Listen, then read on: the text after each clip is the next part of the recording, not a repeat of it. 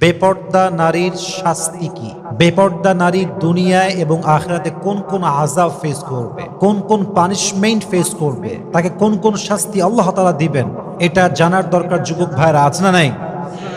আমাদের এই বর্তমান বাংলাদেশে মেয়েরা বোরকাবিহীন চলে, হেজাববিহীন চলে, জিন্সের প্যান্ট এবং টি শার্ট পরে চলে। ইভেন তারা যে বেপর্দায় চলছে, তাদের আযাব কতটা ভয়ঙ্কর হতে পারে, তাদের কবর কতটা ভয়ঙ্কর হতে পারে, তাদের মৃত্যু কতটা ভয়ঙ্কর হতে পারে, তাদের কিয়ামত কতটা ভয়ঙ্কর হতে পারে, in actual fact they don't have any kind of realization about it. তাদের কোনো অনুধাবন নাই যুবক ভাইরা। একটা মেয়ে যদি বুঝতো, আলী রাদিয়াল্লাহু তাআলা আনহু বলেছেন, একজন মেয়ে যদি বুঝতো বাহিরে তার দিকে পুরুষরা কোন চোখে তাকায়, কেমন করে তাকায়, তাহলে সেই মেয়েটা পোশাক দিয়ে কাপড় নয়, বরং সেই মেয়েটা কাপড়ের পোশাক বাদ দিয়ে লোহার পোশাক পরে বাহিরে বের হতো। ঠিক কিনা বলেন যুবক ভাইরা? মেয়েরা বোঝে না, তাই তারা বেপর্দায় চলে। এবং সবচেয়ে আফসোসের বিষয়, আমরা যারা ঢাকা শহরে থাকি দেখেছি আমরা যে মেয়েরা এমন এমন ড্রেস পরে, জাস্ট তারা নিজে নষ্ট হয় তা নয়, বরং রাস্তাঘাটে যুবকদের ঈমান, চোখ, চরিত্র সব তারা নষ্ট করে দেয় যুবক ভাইরা। ঠিক কিনা বলেন? ঢাকা শহরের মেয়েদের কাছে জিন্সের প্যান্ট পরা, টি শার্ট পরা, টপ পরা, একদম ছোট্ট ছোট্ট ড্রেস পরা, আপনি দেখে অবাক হবেন যে এই ড্রেস কেমনে সে পরলো। But it's very normal fact for her. এটা খুব স্বাভাবিক তার জন্য, একদম very common fact for them. কিছু মনেই তারা করে না এটাকে। আপনি একবার ভাবেন যে এই মেয়েটা মরলে কি হতে পারে, এই মেয়েটার কবর কতটা ভয়ঙ্কর হতে পারে যুবক ভাইরা। আমরা রিমাইন্ডার হিসেবে কিছু কথা বলবো। আমরা দোয়া করি আল্লাহ দেশের প্রত্যেকটা মেয়েকে হিজাবি নারী হওয়ার তৌফিক দান করুন। সকলে পড়া আমিন।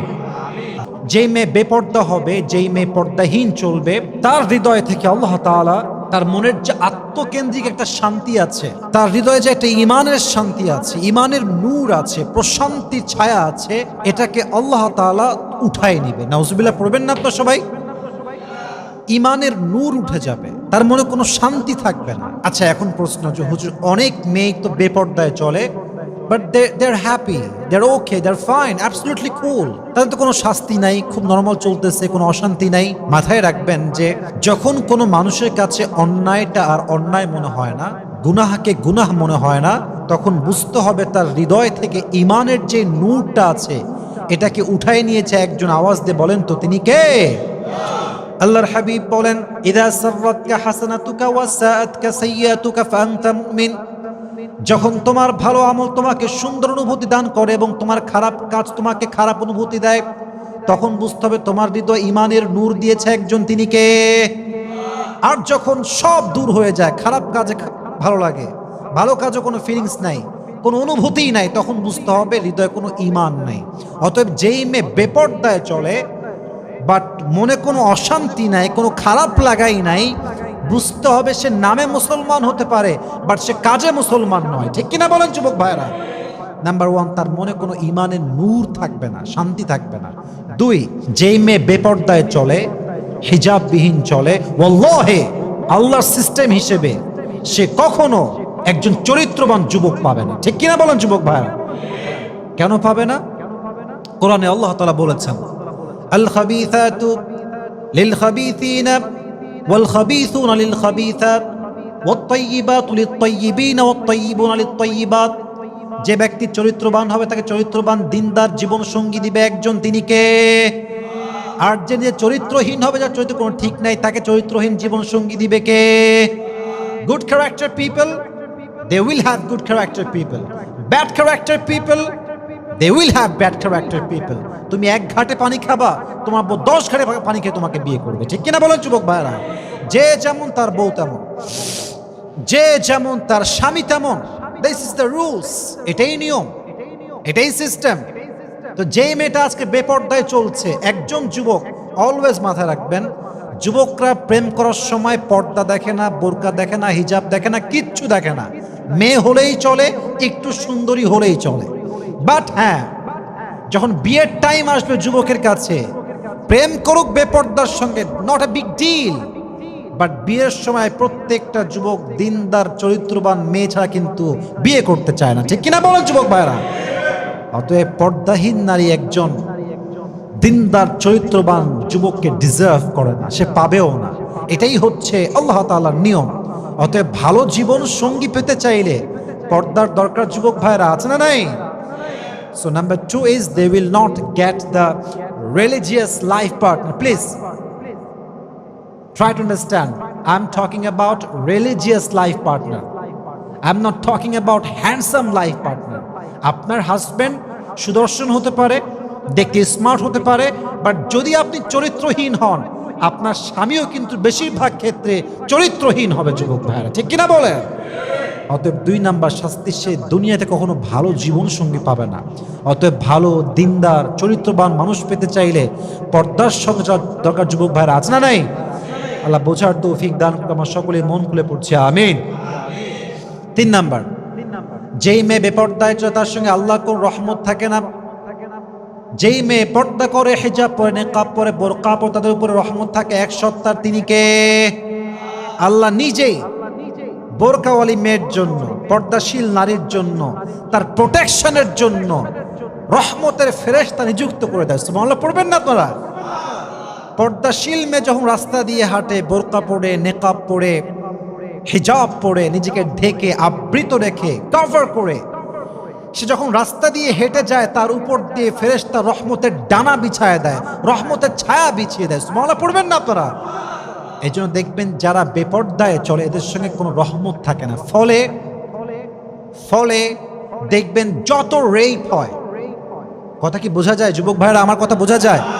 যত রেপ হয়, যত ধর্ষণ হয়, যত মেয়ে রাস্তাঘাটে লাঞ্ছিত হয়, যত মেয়ে রাস্তাঘাটে ইফটিজিং এর শিকার হয়, তার 99% হচ্ছে বেপর্দা মেয়েরা হয়, ঠিক কিনা বলে? বেপর্দা মেয়ের উপরে আল্লাহর কোনো রহমত থাকে না। আহা, এর চেয়ে বড় আযাব কি হতে পারে যে আল্লাহর রহমত আমার থেকে দূর হয়ে গিয়েছে। নাউজুবিল্লাহ। আল্লাহ আমাদের প্রত্যেকটা মা বোনকে হেদায়েত দান করুক। আমরা সকলেই পড়ছি আমিন। 4 নাম্বার, এটা বলতে গেলে আমাকে একটা হাদিস বলতে হবে। আল্লাহর হাবিব বলছেন, আমি যখন মেরাজের রাতে জান্নাত এবং জাহান্নাম ভ্রমণ করলাম, আমি দেখতে পেলাম কিছু মেয়ে আছে এমন যাদেরকে আল্লাহ তাআলা জাহান্নামের ভেতরে ঝুলিয়ে রেখেছেন চুলের উপরে ভর করে, এবং শাস্তি দেওয়া হচ্ছে প্রচন্ড শাস্তি, তাদের চুল বেঁধে ঝুলিয়ে রাখা হয়েছে। আবার আল্লাহর হাবিব বললেন, হে ফাতেমা, আমি এমন কিছু মেয়ে দেখলাম যেই মেয়েগুলোকে স্বীয় স্তনে ভর দিয়ে ঝুলিয়ে রাখা হয়েছে, অর্থাৎ দেহের প্রত্যেকটা পার্টের ভর তার স্তনে ঝুলিয়ে দেওয়া হয়েছে এবং তাকে টাঙিয়ে রাখা হয়েছে। এবার ফাতেমা বললেন, ইয়া রাসূলুল্লাহ, ইয়া হাবিবাল্লাহ, তারা কারা? নবীজি বললেন, প্রথম যাদেরকে চুলে ঝুলিয়ে আটকানো হয়েছে, ঝুলিয়ে রাখা হয়েছে, তারা হচ্ছে সেই মেয়ে যা রাস্তাঘাটে বেপর্দায় চলত, তার চুল দেখিয়ে চলত। এদেরকে আল্লাহ তাআলা কিয়ামতের কঠিন দিনে জাহান্নামে চুলের উপরে দড়ি দিয়ে বেঁধে ঝুলিয়ে রাখবে। নাউজুবিল্লাহ পড়বেন না আপনারা সবাই? দ্বিতীয় হচ্ছে সেই মেয়ে যারা বিবাহিত ছিল বাট বিয়ের পরে পরকিয়া করেছে, তাদেরকে আল্লাহ তাআলা শাস্তি হিসেবে তাদের স্তনে সমস্ত দেহের ভর দিয়ে আল্লাহ ঝুলিয়ে রাখবে। নাউজুবিল্লাহ পড়বেন না আপনারা সবাই? এর চেয়ে বড় শাস্তি একজন বেপর্দা নারীর জন্য আর কি হতে পারে? প্লিজ প্রিয় বোনেরা আমার, try to realize you are going absolutely wrong. আপনি ভুল যাচ্ছেন। You are distracted from the reality, from the truth. আপনি সত্যের পথ ভুলে গিয়েছেন, আপনি হাকিকত, রিয়েলিটি, বাস্তবতা ভুলে গিয়েছেন। আল্লাহ হেদায়েত দান করুন। সকলেই পড়ি আমিন। 5 নাম্বার, যে মেয়ে বেপর্দায় চলে, হিজাববিহীন চলে, নিকাববিহীন চলে, আল্লাহর হাবিব সাল্লাল্লাহু আলাইহি ওয়াসাল্লাম নিজে তাদেরকে অভিশাপ দিয়েছেন। নাউজুবিল্লাহ পড়বেন না আপনারা সবাই? নবীজি বলেছেন, কিয়ামতের পূর্বে এমন কিছু মেয়ে বের হবে যেই মেয়েরা বোরকা পরবে, কাপড় পরবে, পোশাক পরবে, বাট তাদেরকে দেখলে মনে হবে উলঙ্গ হেঁটে বেড়াচ্ছে। এমন পোশাক, এমন ড্রেস, বডি তো থাকবে ঢাকা বাট মনে হবে উলঙ্গ। এই নমুনা বাংলাদেশে আজ না নাই?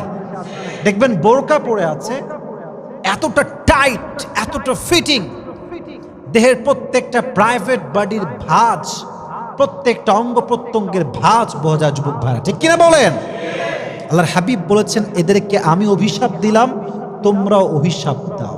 আচ্ছা বলেন তো প্রিয় ভাইরা, যার উপরে প্রিয় নবীজির অভিশাপ আছে, যার উপরে আল্লাহর রাসূল স্বয়ং নিজেই লানত দিয়েছেন, তার মতো কপাল পোড়া হতভাগা ব্যাড লাক আর কারো কি হতে পারে যুবক ভাইরা? আল্লাহর অভিশাপ, নবীর অভিশাপ বেপরদা নারীর উপরে। এটা হচ্ছে তার 5 নাম্বার শাস্তি। 6 নাম্বার, দ্য বিগেস্ট পানিশমেন্ট। আল্লাহর হাবিব বলেছেন যে বেপরদায় চলবে তার জন্য আল্লাহর জাহান্নাম অবধারিত হয়ে যাবে। নাউজুবিল্লাহ পড়বেন না তো সবাই? হাদিসটা শোনেন, হাদিসটা বুঝিয়ে বলি। আল্লাহর হাবিব বলেছেন কিয়ামতের দিনে সমস্ত উম্মত আমার সঙ্গে জান্নাতে প্রবেশ করবে, পড়েন সুবহানাল্লাহ। তবে কিছু উম্মত যারা জান্নাতকে অস্বীকৃতি জানাবে তারা জান্নাতে প্রবেশ করবে না। ইয়া রাসূলুল্লাহ, জান্নাতে যেতে অস্বীকার করবে কারা? কারা এটাকে অস্বীকার করতে পারে? নবীজি বললেন পয়েন্ট, যে আমার সুন্নত মানবে সে আমার হাত ধরে জান্নাতে প্রবেশ করবে। যে আমার সুন্নত মানবে না, আমার সুন্নতকে বৃদ্ধাঙ্গুলি প্রদর্শন করবে, এর মানেই এটা সে জান্নাতে যাওয়ার ব্যাপারে অস্বীকৃতি জানিয়েছে। নাউজুবিল্লাহ পড়বেন না আপনারা সবাই? অতএব যেই মেয়ে হিজাব পরিধান করতে চায় না, সে যে চায় না শুধু এতটুকু নয়, বরং সে জান্নাতেও যেতে চায় না যুবক ভাইরা, ঠিক কিনা বলেন? সে হবে জাহান্নামী।